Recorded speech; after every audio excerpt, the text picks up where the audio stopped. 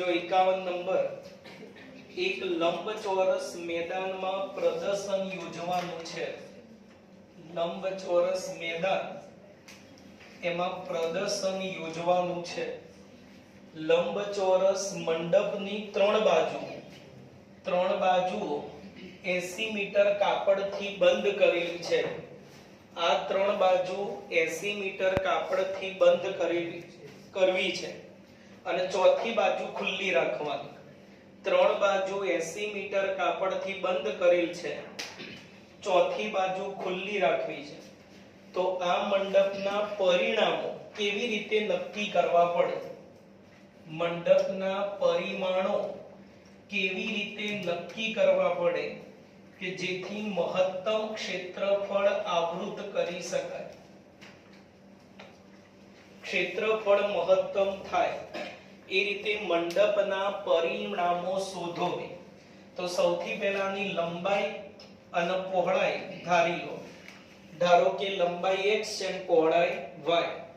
અને હવે પહેલા તો શું આપ્યું? 80 મીટર કાપડથી આ બંધ કરેલ છે, તો x y x 80 થશે. આ ત્રણનો સરવાળો કેટલો થશે? 80. એટલે 2x y બરાબર 80. આમાંથી કાં તો y ના સૂત્રનો કરતા બનાવીશું કાં તો x ને. શું મહત્તમ બનાવવું છે? તો આનું ક્ષેત્રફળ, મંડપનું ક્ષેત્રફળ મહત્તમ બનાવો. તો મંડપનું ક્ષેત્રફળ, લંબચોરસ આકાર મંડપ એટલે લંબાઈ ગુણ્યા પહોળાઈ x ગુણ્યા y. તો હવે આમાંથી કાં તો y ના સૂત્રનો કરતા બનાવો, તો y થશે 80 2x. લા તમને વિધેય મળી. આવું MCQ માં પૂછાવાની શક્યતા નહીવત. 4 માર્કનો દાખલો કહેવાય. x વડે ગુણો એટલે 80x અને 2x વડે.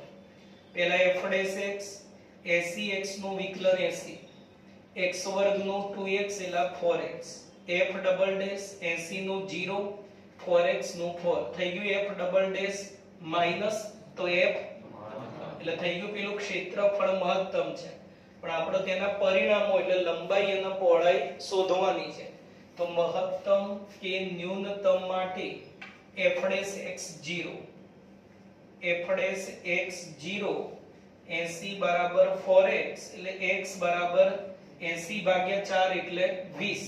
એટલે લંબાઈ મળી ગઈ 20, પહોળાઈ તો x 20 આમાં મૂકી દો એટલે y મળી જાય. 20 ગુણ્યા 2 40 એટલે y બરાબર 40.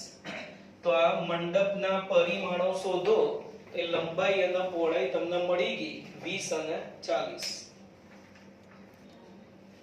જો 52 નંબર, x y બરાબર 8 પરનું આ વક્ર આપ્યો. આ વક્ર પરનું P03 થી સૌથી નજીકનું પૂર્ણાંક યામ વાળું બિંદુ શોધો અને આ બિંદુથી જે એનું ન્યૂનતમ અંતર થશે એ ન્યૂનતમ અંતર શોધો. આમાં પણ પેલી 4 માર્ક વાળી મોટી રીત થાય, પણ ઓપ્શન પરથી પણ આમાં ગણી શકાય એવું છે. તો પેલા ઓપ્શન પરથી કેવી રીતે ગણાય? ઓરિજિનલ રીત ના કરવી હોય તો આપણા જે બિંદુ શોધવાનું કીધું એ આ વક્ર પરનું બિંદુ છે. તો પેલા બધા ઓપ્શન જે આપે એમાં બિંદુ આપ્યા, એમાં કયું બિંદુ વક્ર પર છે ચેક કરો. તો એક એક કરીને પહેલા ચેક કરીએ. તો પહેલું બિંદુ ચેક કરવું હોય તો LHS માં x2 મૂકો અને y4 મૂકો. તો 4 2 8 થઈ ગયા. 8 બરાબર 8 એટલે એ સમાધાન કરશે. b ચેક કરો, x4 y-2 -8 બરાબર 8 ના કહેવાય એટલે b જવાબમાં ના આવે. 2 -4 મૂકો, x2 y-4 તો પેલી બાજુ 8 -8 બરાબર 8. ઓપ્શન C પણ ખોટો છે. ઓપ્શન D x4 મૂકો y2 મૂકો 8 બરાબર 8 એટલે D સાચો હોય છે. હવે A અને D માંથી કોણ સાચું? તો આ બિંદુથી એનું અંતર શોધવાનું. તો અંતર તમને √5 આપ્યું. તો આ બિંદુથી અંતર શોધો બંનેમાં. જ્યાં √5 આવી જાય એ ઓપ્શન સાચો. તો અહીંયા પહેલામાં જો આ P અને આને ધારો કે A કહીએ તો P અને A વચ્ચે અંતર સૂત્ર ધોરણ 10 x યામની બાદબાકીનો વર્ગ y આમની બાદબાકીનો વર્ગ 1 નો વર્ગ 1 4 નો વર્ગ 16 એટલે 17 pa સ્ક્વેર 17 તો pa બરાબર શું થાય √17 અને એમને શું આપ્યું √5 એટલે ઓપ્શન A ગયો તો વધ્યું કોણ ઓપ્શન B જે સાચો હશે D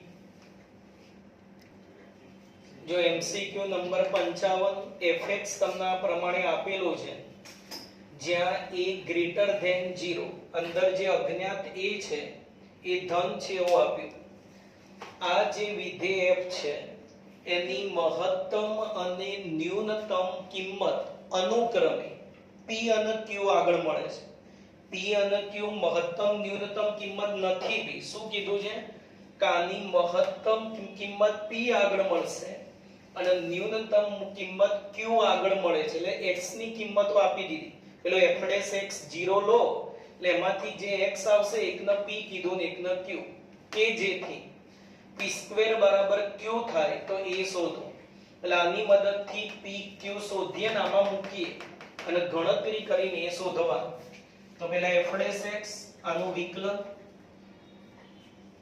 ઘાત આગળ ઘાતમાં ઘટાડો અહીંયા બી 9 દુ 18x 12 a વર્ગ અચળ x નું 1 અને 1 અચળ અચળનું 0 f ડબલ ડેશ 6 દુ 12x 18ax નું 18 અને અચળનું 0 મહત્તમ કે ન્યૂનતમ માટે f' 0 મૂકી દો f' 6 કોમન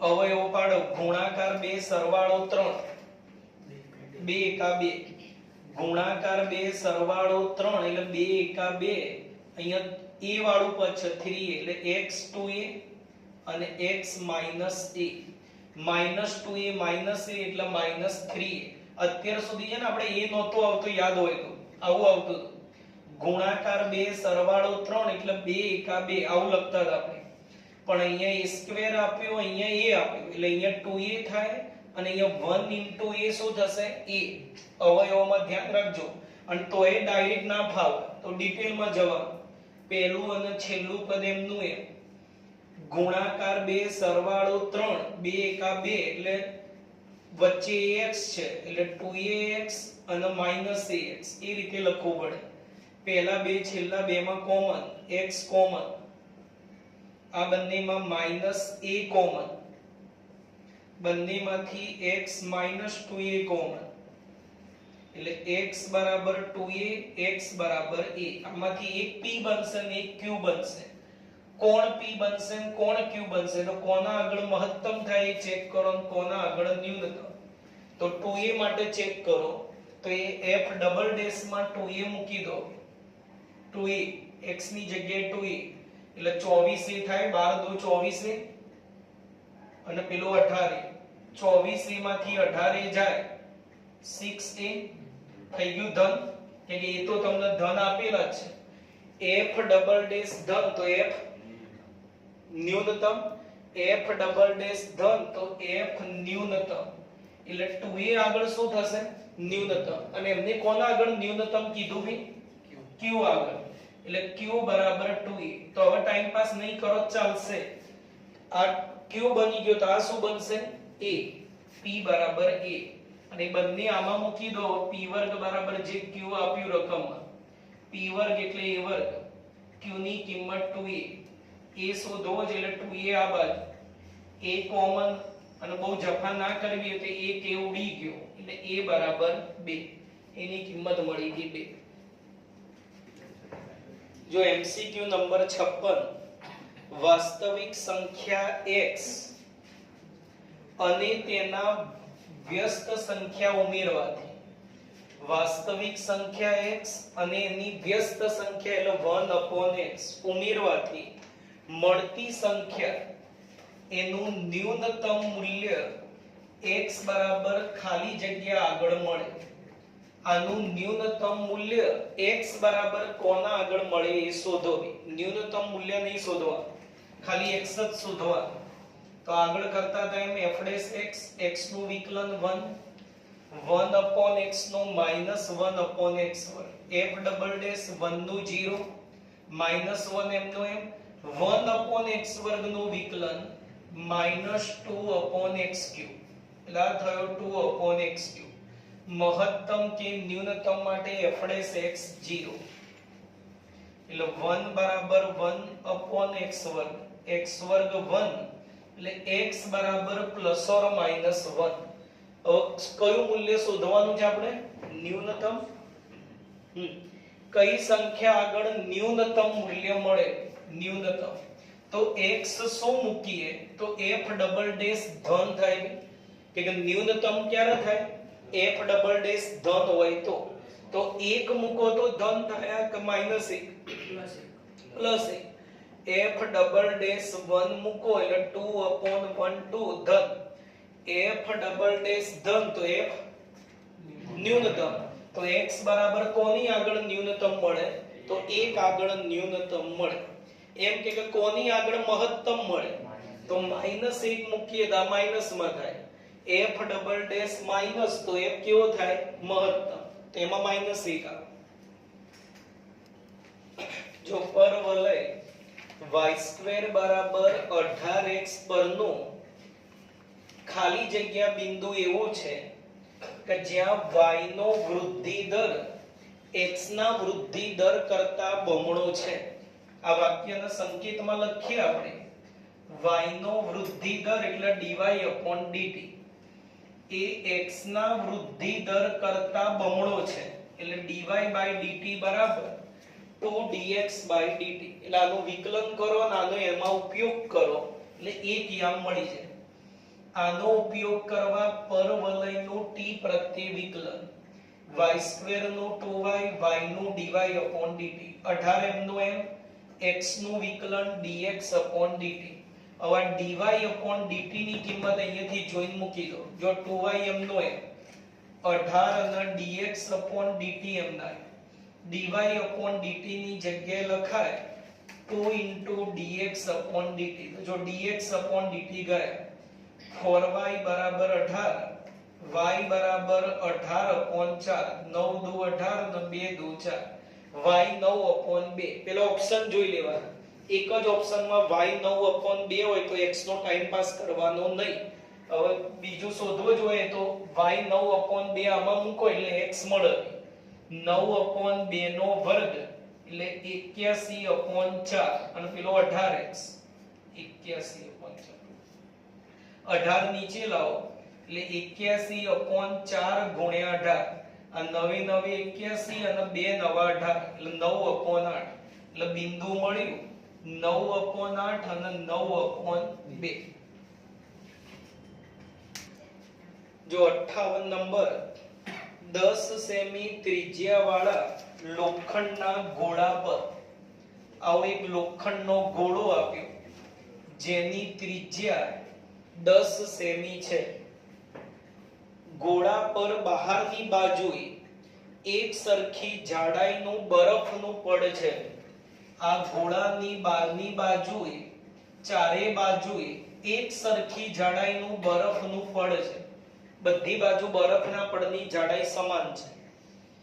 જો પીગળવાનો દર બરફનો પીગળવાનો દર 50 સેન્ટીમીટરનો ક્યુબ પ્રતિ સેકન્ડ પ્રતિ મિનિટ છે. આ કોનો દર કહેવાય? ત્રિજ્યા ઘટવાનો દર. ઘનફળનો દર કહેવાય. જો આના પરથી ખબર પડે, એકમ પરથી ખબર પડે સેન્ટીમીટરનો ક્યુબ એટલે કોનો દર હોય ભઈ? ઘનફળનો દર dv/dt. અને જો સેમી પ્રતિ મીટર હોય મિનિટ હોય તો ત્રિજ્યાનો દર થાય. બરફની જાડાઈ પડની જાડાઈ 5 સેમી હોય. બરફની જાડાઈ આ જે છે એ 5 સેમી હોય ત્યારે બરફના પડની જાડાઈ ઘટવાનો દર શોધો. બરફના પડની જાડાઈ ઘટવાનો દર શોધો. તે જાડાઈ થોડીવાર માટે x ધારી લો. x આપ્યો 5 સેમી. તો જાડાઈ ઘટવાનો દર dx/dt આપણે શોધવા. બરફના પડની જાડાઈ x ધારી લીધી. x તમને 5 આપેલો છે અને એના એ ઘટવાનો દર એટલે dx/dt શોધો. તો સૌથી પહેલા ગોળાના ઘનફળનું સૂત્ર 4/3 પાઈ r ક્યુબ. v નો દર આપેલો છે અને x નો દર શોધવાનો, એટલે સમીકરણને v અને x માં લઈ જાઓ તો ત્રિજ્યા r કેટલી લખાઈ ગઈ? આ 10 અને x, એટલે ટોટલ ત્રિજ્યા કેટલી લખાય આખી ગોળાની બરફ સાથે? 10 + x. આ ધ્યાન રાખજો. એટલે આ v અને x વાળું સમીકરણ આવી. બસ હવે આનું વિકલન કરો અને આપેલી કિંમતો મૂકશો એટલે જવાબ મળી જશે. t પ્રત્યે વિકલન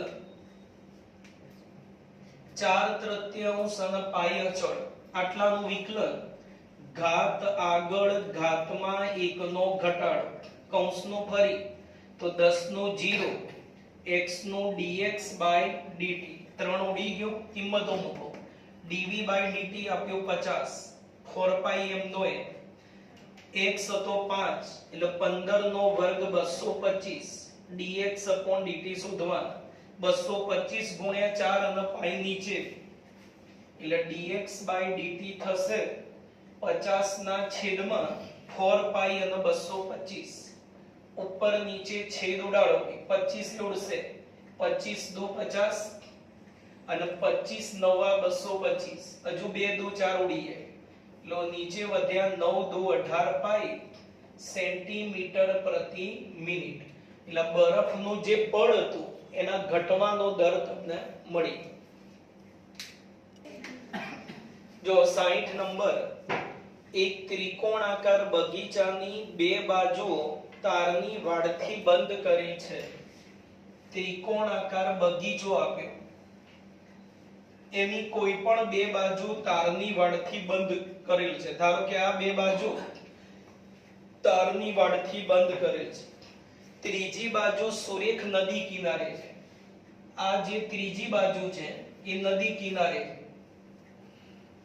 નદી કિનારે તારથી બંધ કરેલ દરેક બાજુની લંબાઈ x.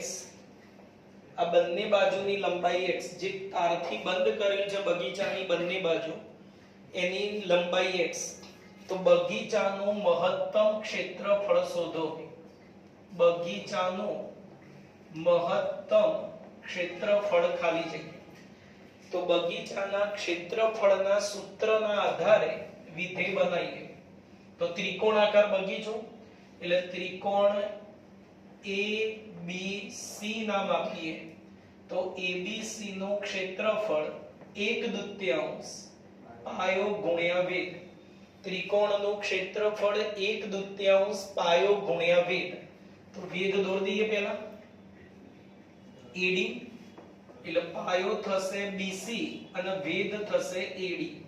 BC તૈયાર જ છે આપણી જોડે x, BC ની લંબાઈ x. વેધ AD શોધવો પડશે. એ કેવી રીતે શોધીશું? તો આ ખૂણો અથવા ઉપરનો થીટા ધારી, આપણે આ થીટા ધારી, તમારે AD શોધવો છે અને આનું માપ તમને ખબર છે x. તો થીટા માટે આ અને આ કઈ બાજુ થાય? સામેની અને કર્ણ. એટલે sin નું સૂત્ર વાપરીએ એમાં. sin થીટા બરાબર સામેની બાજુ AD અને કર્ણ AB. AD શોધવાના છે. AD આપણે જાણીએ છીએ x, તો AD થશે x sin થીટા. વેધ મળ્યો x sin થીટા. ક્ષેત્રફળ a. એટલે વિધેય કહી દઈએ આને. રકમમાં x આપેલો હતો એટલે x શું કહેવાય? અચળ. એટલે આને વિધેય શું કહેવાય? f theta. ભૂલથી પાછું fx ના લખી કાઢતા. રકમમાં તમને પેલું x લંબાઈ આપેલી હતી, x લંબાઈ આપેલી હતી એટલે x ને શું લેવાનું? અચળ. હવે fds થીટા તો x x²/2 અચળ. sin થીટા નું વિકલન cos theta. f double dash ફરી x²/2 અચળ. cos નું વિકલન માઈનસ sin. 100% ઋણ કે x લંબાઈ ધન હોય, થીટા પેલો લઘુ કોણ હોય. આમાં લઘુ કોણ એટલે પહેલું ચરણ, પહેલામાં sin ધન. અને આમે એમે ના વિચારો તો થીટા એટલે ત્રિકોણનો ખૂણો. ત્રિકોણનો ખૂણો 0 અને પાઈ ની અંદર આવે. 0 અને પાઈ એટલે પહેલું અને બીજું ચરણ, બંનેમાં sin ધન એટલે f ડબલ ડેશ ઋણ. તો f તો બગીચાનું ક્ષેત્રફળ મહત્તમ છે, પણ આ ક્ષેત્રફળ શોધવા થીટા શોધીને આમાં મૂકવો પડે. તો મહત્તમ કે ન્યૂનતમ માટે f' થીટા 0 x2/2 0 માં એટલે cos થીટા 0.